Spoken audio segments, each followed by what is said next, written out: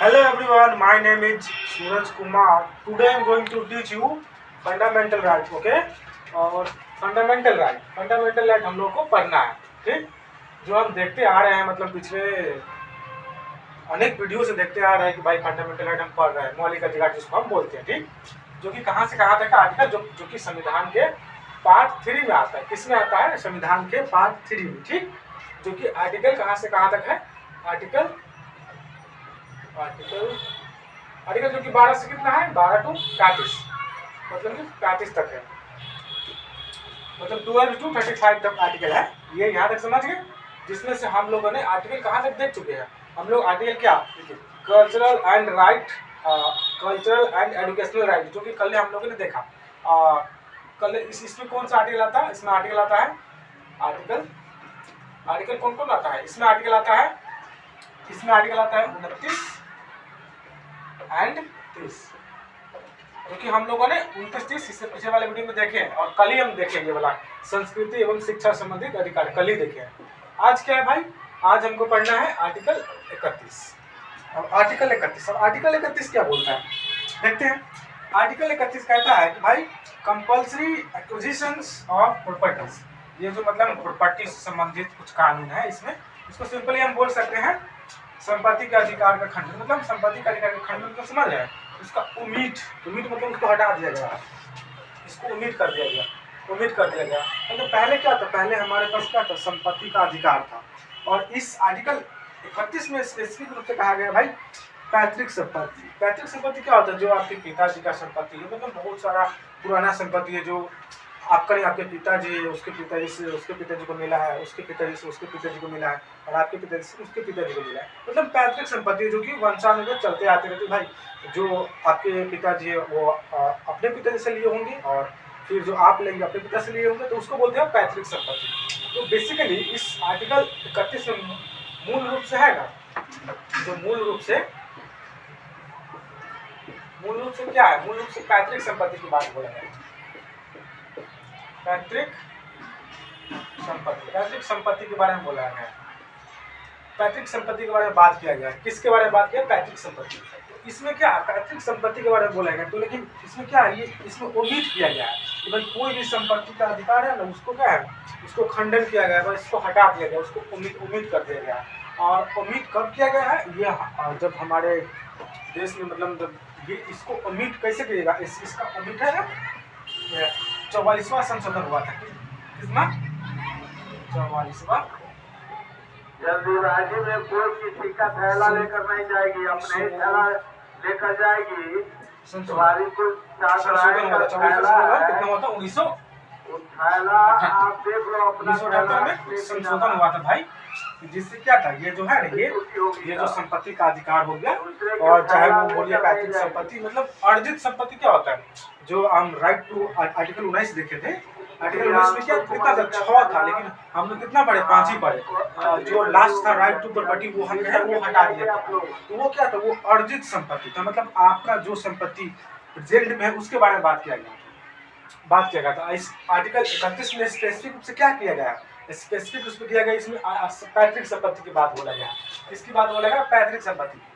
तो इसमें है ना, तो आर्टिकल जो 44वां संशोधन हुआ था 1978 में, तो 1978 में 44वां संशोधन हुआ था ना, तो इसको हटा दिया गया। और इसको हटा दिया गया, उसमें कौन हटाया? उसमें जो आर्टिकल जो राइट टू प्रॉपर्टी था, आर्टिकल 19 का, जो आर्टिकल 19 हम लोग पढ़े ना, आर्टिकल 19 का कितना? ये 6 पार्ट था। उसको भी क्या है? ये जो संपत्ति का अधिकार उसको भी हटा दिया गया। और बता, इन सब को कहाँ पे डाल दिया गया? इसको है ना, इसको ये क्या था? ये फंडामेंटल राइट। और ये जो हम पढ़ रहे हैं आर्टिकल 31, वो क्या? ये भी तो फंडामेंटल राइट ही ना है। तो इसको क्या किया? इस संशोधन के द्वारा क्या किया? इसको है ना, इसको जो आर्टिकल क्या बोले? आर्टिकल 31 हो गया, चाहे जो आर्टिकल 21 का क्या है, सॉरी आर्टिकल 19 का जो भाग कितना छठा था, उसको क्या किया? इस दोनों को पता है कहाँ रख दिया? आर्टिकल 300 के ए में इसको भेज दिया गया। इसको है ना, ये जितने भी संपत्ति का अधिकार उसको आर्टिकल 300 ए में भेज दिया गया। क्यों भेज दिया गया? क्योंकि भाई जैसे ये पहले क्या था, फंडामेंटल अधिकार है। जैसे हम लोग जानते हैं कि भाई जो भी आर्टिकल 12 से लेकर 35 तक आएगा वो क्या होगा, वो फंडामेंटल अधिकार होगा। और फंडामेंटल अधिकार कौन होता है, जो फंडामेंटल राइट कौन होता है? तो हम लोगों ने जाना इससे पहले वाले वीडियो में, तो भाई फंडामेंटल राइट कौन होता है? फंडामेंटल राइट वो है कि भाई वो तो ठीक है कि भाई फंडामेंटल अधिकार, लेकिन क्या है, जैसे मान लीजिए कोई भी चीज़ है, जैसे आपका संपत्ति है, आपके पास जमीन है, तो क्या है वो आप फंडामेंटल का अधिकार हो, तो भाई वो हमसे ना सरकार भी नहीं छीन सकता, और दूसरा व्यक्ति तो भाई छीन ही नहीं सकता। तो उसको बोलते हैं फंडामेंटल है। जो भी अधिकार हमको दिया गया है उसमें क्या है कि भाई सरकार हमारे अधिकार को नहीं छीन सकता, इवन कि कोई व्यक्ति भी नहीं छीन सकता। और फिर जब से तब जो ये संशोधन हुआ था 44वां संशोधन, तो ये संशोधन पारित हुआ ना, तो इसको इस अधिकार को, जो आर्टिकल आप 31 देख रहे हैं, आर्टिकल 31, और जो ये क्या 19 का 76 राइट टू प्रॉपर्टी, इसको क्या है, इसको है ना, ये पहले क्या था मौलिक अधिकार, तो इसको अब क्या बना दिया, इसको बना दिया गया है, इसको बना दिया गया है कानूनी अधिकार। कानूनी अधिकार बनाया। अब कानूनी अधिकार क्यों बनाया भाई? कानूनी अधिकार इसीलिए बनाया गया, जैसे मान लीजिए सरकार को तो भाई सब दिन क्या मतलब विकास का काम करना रहता है। जैसे मान लीजिए आप है, तो आपका गांव में जमीन है, और मान लीजिए वहाँ से कोई हाईवे गुजर रहा है, ठीक, कोई हाईवे गुजर रहा है, तो आप कह रहे नहीं हमारे ये दादाजी का क्या निशानी है, इसको हम रखे हैं, इस पर दादाजी को जलाएंगे हम। तो वही बात है। तो ये मतलब क्या होता है, पैतृक संपत्ति। तो क्या था पहले, पहले ये चीज़ था कि भाई हमारा अधिकार है, राइट टू प्रॉपर्टी या राइट टू पैतृक संपत्ति का अधिकार था। तो क्या वो हमसे सरकार नहीं छीन सकती थी।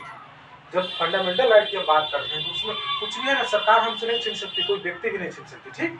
तो वो था ना, तो विकास का जो काम था ना, उसमें क्या होता था, उसमें बाधा आता था। क्या आता था? बाधा। जिससे क्या था, जो गांव वाले इलाका होगा, चाहे कोई भी इलाका होता, उसमें क्या, जो हाईवेज हो गया, चाहे कोई भी कंस्ट्रक्शन का काम बहुत धीमा होता था, उसको बहुत ज़्यादा सरकार को मतलब लड़ना पड़ता था कोर्ट से कि भाई ऐसे। तो सरकार ने क्या किया, सरकार ने किया कि भाई हम इसमें संशोधन ही ला देते हैं। तो इसको क्या बना दिया गया, जो इसको 300 के अंतर्गत ये जो है ना, ये 300 आर्टिकल में रखा है। तो क्या होगा, मौलिक अधिकार से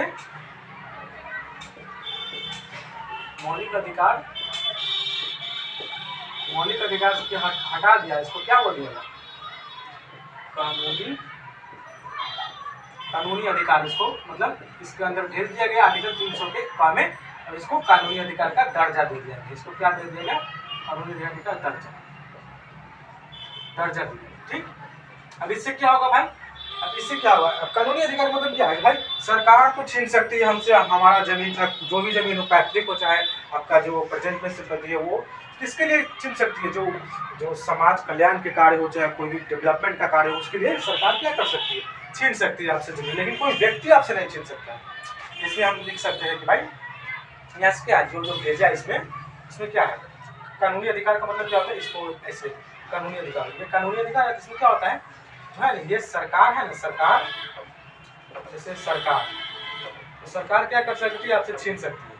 और कोई व्यक्ति है ना, कोई व्यक्ति कानूनी अधिकार है, तो कोई व्यक्ति नहीं छीन सकती है, कोई व्यक्ति नहीं छीन सकती, ठीक। तो ये था सिंपल सा कि भाई जो संपत्ति का जो अधिकार था हम लोगों के पास, उसको क्या था, कुछ आर्टिकल 31 में उसका प्रावधान था। उसमें क्या दिया गया था भाई, जो पैतृक संपत्ति हो, चाहे जो आर्टिकल 19 का 6 पार्ट देगा, उसमें क्या था, राइट टू प्रॉपर्टी, उसको क्या है, खंडन किया गया था कि भाई अब ऐसे नहीं कर सकते। क्यों नहीं कर सकते? क्योंकि भाई हम लोगों को क्या भाई डेवलपमेंट का कार्य करना रहता है, जिसकी वजह से क्या होगा, डेवलपमेंट का जो विकास का गति धीमा हो जाए। इसीलिए सरकार को क्या है, सरकार को ये कदम उठाना पड़ता है कि भाई हम इसको क्या करें। तो वही सरकार क्या 44वां क्या संशोधन की, और 1978 में इसको क्या की, इस विधेयक को पास किया। और उसके बाद से क्या हुआ, ये जो संपत्ति का अधिकार उसको क्या हो गया, कानूनी अधिकार बन गया। कौन सा अधिकार बन गया, कानूनी अधिकार, ठीक। तो कानूनी अधिकार बन गया, और कानूनी अधिकार ये बन गया कि नहीं। तो इसमें बस इतना ही सी बात है। जो आर्टिकल 19 का जो 6वां मतलब जो 19 का 6 था, जो लास्ट अधिकार था, छठा अधिकार, उसमें क्या था, लास्ट अधिकार उसमें क्या, राइट टू प्रॉपर्टी वो, और ये पैतृक संपत्ति तो पैतृक संपत्ति इसको क्या होगा, खंडन कर देगा। और उसको कहाँ भेज दिया गया, आर्टिकल 300 के ए में भेज दिया गया। आर्टिकल 300 के का बोल सकते हैं, ए बोल सकते हैं, ठीक। तो इसमें बस इतना ही पढ़ना था हम लोगों को, और अब तो हो ही गया, मतलब इतना तो पढ़ लिया। अब इसके बाद हम लोग देखेंगे क्या आर्टिकल, ये क्या, ये आर्टिकल अब है ना, ये आर्टिकल का कोई वैल्यूएशन नहीं रह गया। इसको है ना, इसका जो पूरा जो मेन जो होता है ना, इसका जो पूरा मूल चीज़ है ना, इसको कहाँ पे भेज दिया गया, इसको अलग रूप देके 300 में भेज दिया गया, ठीक, इतना तक है। और इसको क्या अलग रूप भेज दिया गया, और यहाँ पे देखना भूल गए, सॉरी, और ये मतलब ये भेज दिया गया, ठीक, आर्टिकल 300 के कम है। तो वही बात है कि मतलब हम लोगों ने देखा कि भाई कैसे मतलब सरकार विकास के काम के लिए क्या करती है, कानून बनाती रहती है। तो इसका भी कोई वैल्यूएशन नहीं रह गया है, कोई वैल्यू नहीं रह गया है। और जो बात है ना, मतलब इसको है ना 300 के कम दे दिया गया। तो आज हमने देखा, क्या देखा भाई, आर्टिकल 31 की, आर्टिकल 21 का क्या प्रावधान है, आर्टिकल 21 में क्या संशोधन किया गया था, और आर्टिकल 21 कैसे काम करती थी पहले लेकिन अभी नहीं करती है, और आर्टिकल 21 को कहाँ, सॉरी, आर्टिकल 31 को कहाँ पे रख दिया गया है, वही बात है। और जो आर्टिकल 19 में जो लास्ट जो अधिकार क्या था, राइट टू प्रॉपर्टी, उसको भी क्या है 300 के क में आर्टिकल को रख दिया गया, आर्टिकल 300 के क में डाल दिया, आर्टिकल 300 के ए में डाल दिया गया, ठीक है। तो आज हमने ये सब देखा है क्या भाई, कंपल्सरी एक्विजिशन ऑफ प्रॉपर्टी, ठीक। तो इसके बाद जो होगा ना, अब हम पढ़ेंगे राइट टू कॉन्स्टिट्यूशनल रेमेडीज, जो अगला अधिकार है, जो कि आर्टिकल क्या 32 होगा, आर्टिकल 32, जो कि आर्टिकल 32 होगा, जो अगला होगा, अगला नेक्स्ट क्या होगा, नेक्स्ट होगा आर्टिकल 32,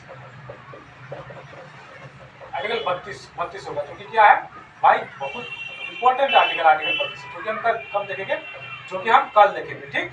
तब तक के लिए आप सबका बहुत बहुत धन्यवाद, थैंक यू सो मच।